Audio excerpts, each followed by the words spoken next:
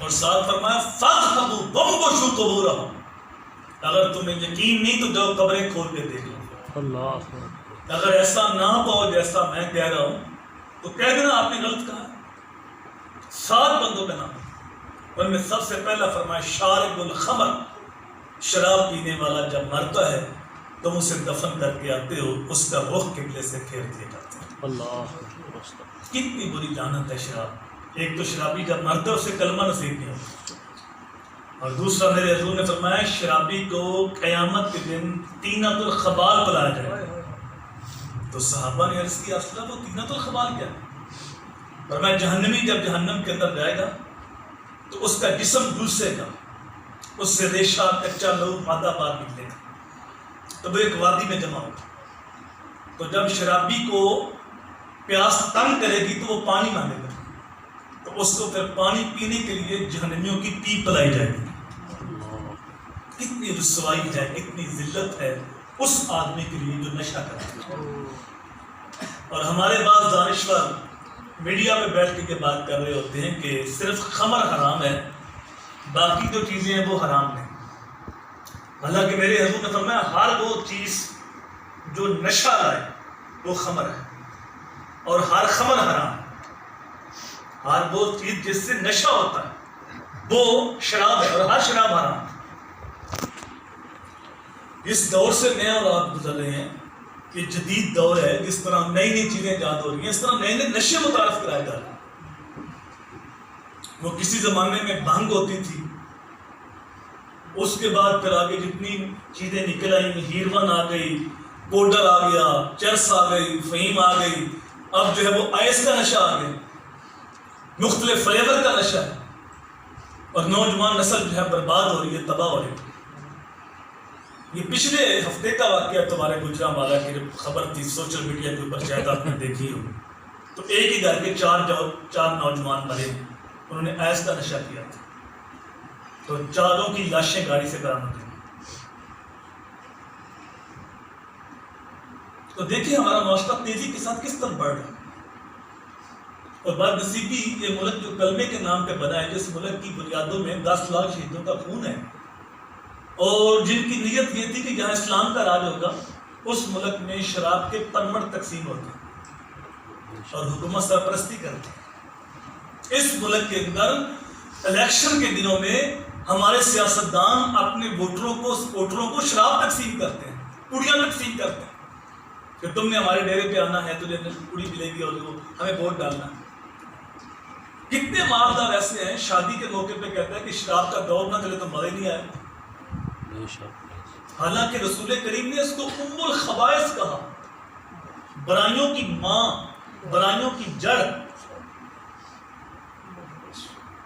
بنی اسرائیل کے ایک نوجوان کا واقعہ بیان کیا گیا جو بڑا متقی تھا، پرہیزگار تھا، اور عبادت کا اپنا ایک نور ہوتا ہے، تو وہ عبادت کرتا، جب گلی سے گزرتا تو نظر جھکا کے گزر جاتا۔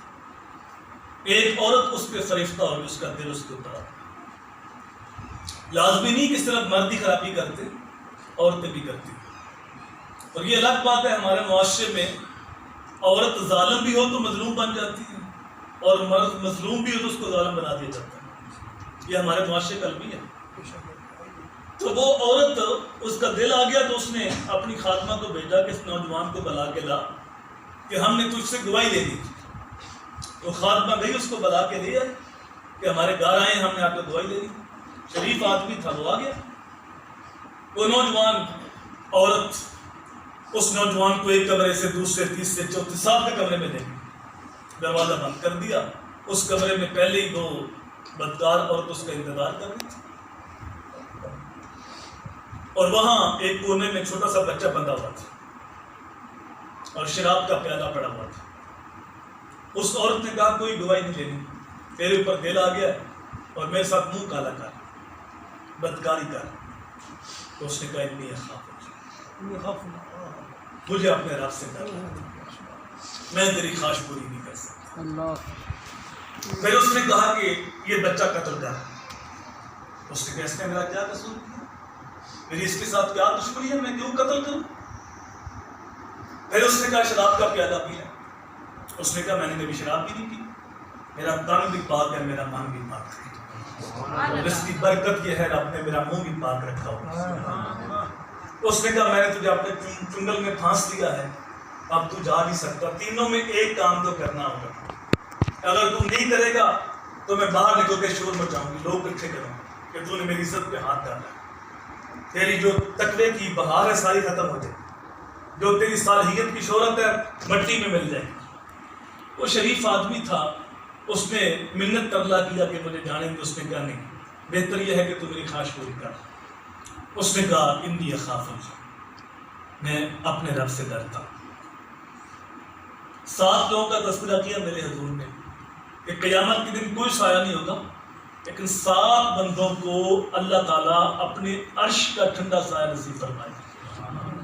ان میں ایک فرمایا رجل دعته امرأة ذات منصب و جمال فقال انی اخاف اللہ، وہ نوجوان جس کو کسی عورت نے دعوت گناہ دی، عورت معمولی نہیں تھی، خوبصورت تھی، حسب و نسب والی تھی، اس کی ایک ایک ادا سے حسن پھوٹتا تھا، لیکن اس نوجوان نے قدموں میں بچھتے حسن کو مسترد کر دیا کہ میں تیری خواہش پوری نہیں کر سکتا، اس لیے کہ مجھے اپنے رب سے ڈر لگتا ہے۔ میرے حضور نے فرمایا قیامت کے دن جب کوئی سایہ نہیں ہوگا، اللہ ایسے جوان کو اپنی عرش کا ٹھنڈا سایہ نصیب فرمائے گا۔ اب وہ عورت بار بار کہہ رہی تھی کہ میرے ساتھ منہ کالا کر، اس نے سوچا کہ یہ بدکار عورت ہے، میری جان تو چھوڑے گی نہیں، عزت بچا لیتے ہیں، زنا بھی بڑا گناہ ہے وہ بھی نہیں کرتا، قتل بھی بڑا گناہ ہے وہ بھی نہیں کرتا، چلو میں شراب پی لیتا ہوں۔ لیکن یہ بھول گیا یہ تو بنیاد ہے، یہ تو برائیوں کی جڑ ہے۔ اس نے کہا میری جان چھوڑ دو، میں شراب پی لیتا ہوں۔ اس نے جب شراب کا پیالہ پیا تو پھر کہتا ہے ایک اور دو، پھر اس نے ایک اور دیا، ایک اور دو، تب 3 پیالے پی چکا تو ہماری چڑھ گئی۔ اس نے پھر عورت کی طرف ہاتھ بڑھایا تو اس عورت نے کہا اتنی دیر تک میں تجھے اپنے قریب نہیں آنے دوں گی جب تک تو بچہ قتل نہیں کرتی۔ تو فرمایا پھر اس نے قتل بھی کیا اور اس عورت کے ساتھ منہ بھی کالا کیا۔ یہ جو زنا اور قتل ہوا ہے یہ شراب کی وجہ سے ہوا۔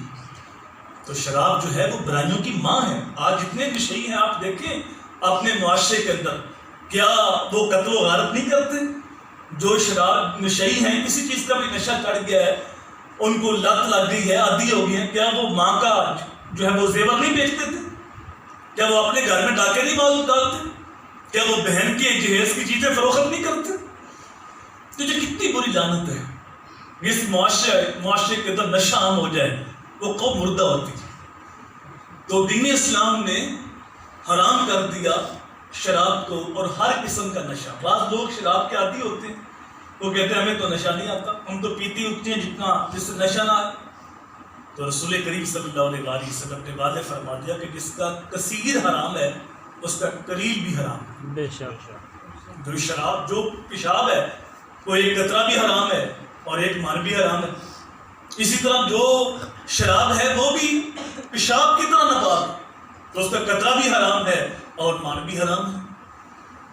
تو حضرت علی اس سے اتنی نفرت کرتے تھے، فرماتے تھے اگر کوئی کنویں کے اندر شراب کا قطرہ گر جائے اور پھر اس کنویں کو بند کر کے اوپر مینار تعمیر کیا جائے اور میں اس مینار کے اوپر چڑھ کے بھی اذان نہ کروں، اتنی شراب سے نفرت کرتے تھے۔ اور دوسرے موقع فرماتے ہیں اگر کوئی قطرہ شراب کا دریا میں گر جائے اور دریا پھر خشک ہو جائے اور وہاں سے گھاس اگے، میں اپنے گھوڑے کو بھی اس گھاس کو نہیں کھلاؤں گا۔ اتنی نفرت کرتے تھے شراب سے۔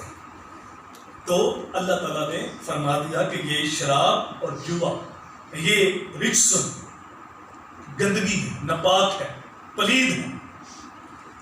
اور تیسرا فرمایا کہ شراب کے بعد جوا بھی ہمارے معاشرے میں عام، بالخصوص جب کرکٹ میچ ہو رہے ہوتے ہیں تو لوگ جوا لگا رہے ہوتے ہیں کہ فلاں ٹیم جیت گئی تو میں تجھے اتنے دوں گا، یہ جیت گئی تو مجھے اتنے دے دوں۔ بغیر محنت کے جو نفع کھینچ لیا جاتا ہے تو وہی جو ہے وہ جوا کہلاتا ہے۔ بلکہ آج کل تو نوجوان چھوٹے بچے بھی کہتے ہیں کہ میرے ساتھ تو کھیل، اگر میں جیت گیا تو مجھے بوتل پلانا، تم جیت کر تو میں تجھے کھانا کھلاؤں۔ تو یہ بھی جوا ہے اور یہ حرام ہے، نجس کا، پلید۔ رسول کریم صلی اللہ علیہ وآلہ وسلم نے کتنی حکمت کے ساتھ یہ ارشاد کیا. اور دیکھیں جو جوا کھیلتے ہیں نا، وہ ایک بار ہارتے ہیں تو پھر ان کو غصہ آتا ہے، پھر دوسری بار پھر کھیلتے ہیں، پھر تیسری بار کھیلتے ہیں، اور جب بار بار ہارتے ہیں تو پھر کیا ہوتا ہے؟ دشمنی اور قتل و غارت ہوتی ہے. اور اسے کہا جائے کہ یہ حرام ہے، باز آ جا، تو وہ کہتا ہے میں نے اتنے پیسے آ رہے ہیں، اب وہ تو پورے کر لیں. تو جب وہ کبھی جیت جاتا ہے تو کہتا ہے میں نے پچھلے پورے بھی ہوئے. حالانکہ جو اس نے پیسے لیے ہیں یہ اس کا حساب الگ دینا ہے، اور جو اس نے دیے ہارے اس کا حساب الگ دینا. 5 سوال قیامت کے دنوں میں. ان میں سے ایک سوال ہے مال کہاں سے کمایا، جو تیرے پاس مال آیا اس کے ذرائع کیا تھے، اور ایک سوال یہ ہے کہ مال خرچ کہاں کہاں کیا، جو مال لگایا وہ کہاں کہاں لگایا. تو جوا اور شراب یہ دونوں ایک دوسرے کے دشمنی کا سبب بنتے ہیں، ایک دوسرے کے ساتھ عداوت کا سبب بنتے ہیں، اور اس کو دین اسلام کے اندر حرام قرار دیا گیا. جس کو آپ بچا سکتے ہیں اس کو بچائیں، اور جو لٹ رہے نوجوان ان کو کسی اچھی صحبت کے اندر بٹھائیں، ان کے ساتھ دوستی لگا کے بری دوستی سے ان کو بچائیں، اور ان کے والدین کے اوپر احسان کریں.